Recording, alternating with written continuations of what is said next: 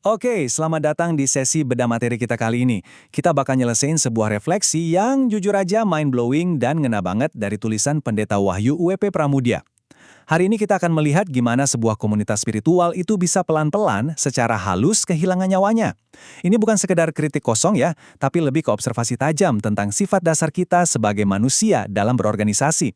Kita bakal membedah teks aslinya dan melihat gimana niat yang awalnya super baik, malah berubah wujud jadi sesuatu yang terasa dingin dan mekanis. Nah, coba lihat pertanyaan di layar ini dan jujur sama diri Anda sendiri. Pernah nggak sih Anda ngerasa organisasi itu kok lebih peduli sama jalan atau enggaknya sebuah program ketimbang perasaan Anda?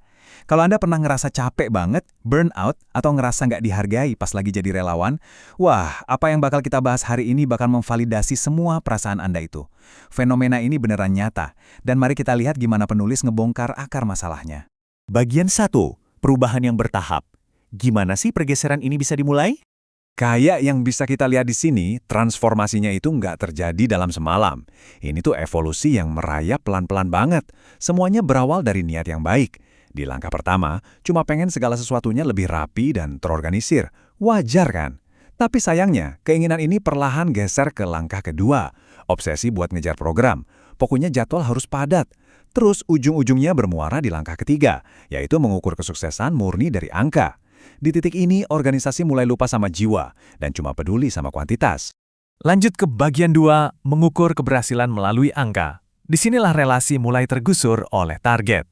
Poin krusialnya ada di sini. Ketika semua komunitas spiritual mulai dikelola kayak dashboard perusahaan korporat. Coba perhatikan metriknya. Para pemimpin mulai terus-terusan nanya, berapa banyak yang datang? Berapa target yang capai? Berapa persembahannya? Penulis dengan tajam mengingatkan kita bahwa ketika pertanyaan berbasis data ini mendominasi, tanpa sadar, kedalaman iman dan relasi antar manusia itu tergeser. Manusia nggak lagi dilihat sebagai tujuan utamanya, melainkan cuma jadi sekedar angka di laporan akhir tahun. Masuk ke bagian 3, pergeseran nilai seseorang. Momen menyedihkan saat saudara berubah jadi sekedar tenaga.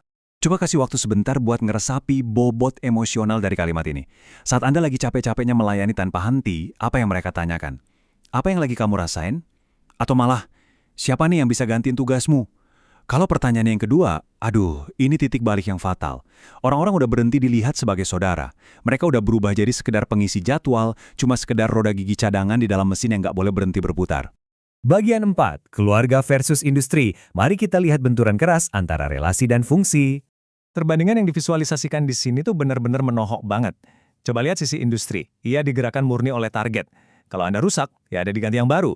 Nilai Anda cuma sebatas fungsi Anda. Tapi, coba bandingkan dengan sisi keluarga. Keluarga itu tumbuhnya lewat relasi. Kalau ada satu anggota yang hilang, itu nggak akan pernah bisa tergantikan. Di keluarga yang benar, manusia itu tetap punya nilai yang utuh, bahkan saat mereka udah nggak sanggup ngelakuin apa-apa lagi. Intinya gini, industri itu nyari kegunaan, sedangkan keluarga ngasih penerimaan. Beda jauh kan? Bagian 5. Niat baik yang tersesat. Tenang, ini bukan tentang niat yang jahat kok. Nah, sebelum kita jadi terlalu sinis atau langsung nyalahin institusi manapun, penulis ngasih sudut pandang yang sangat berempati dari materi aslinya. Biasanya, gereja atau komunitas itu nggak berubah jadi industri gara-gara ada niat jahat. Nggak ada tuh konspirasi jahat di ruang rapat. Semuanya berakar dari keinginan yang sangat wajar dan polos biar semuanya tertata rapi. Tapi, saking fokusnya pengen rapi, fokus yang berlebihan itu pelan-pelan malah nyingkirin hal yang paling esensial, yaitu relasi. Dan tragedinya memuncak di sini. Para pemimpin jadi terlalu sibuk ngejar hasil, mereka punya visi yang luar biasa besar, target yang mulia, dan mereka lari kenceng banget buat nyapainya. Tapi saking kencengnya, mereka malah jadi buta sama sekelilingnya. Di sepanjang perjalanan itu, mereka lupa buat merawat hati orang-orang yang lari bareng mereka. Perlahan namun pasti, pelayanan yang awalnya hangat berubah wujud jadi pabrik industri yang dingin. Berdasarkan analisis mendalam dari tulisan Pendeta Wahyu, WP Pramudia ini, saya pengen ninggalin Anda dengan satu pertanyaan provokatif buat dibawa pulang. Mau Anda itu pemimpin, relawan, atau bagian dari komunitas apapun, coba tanya ke diri sendiri. Apakah selama ini Anda sedang memelihara dan ngebangun sebuah keluarga sejati yang menghargai manusia tanpa syarat, ataukah tanpa sengaja Anda cuma jadi sekumpulan operator dari sebuah mesin yang tak kenal ampun?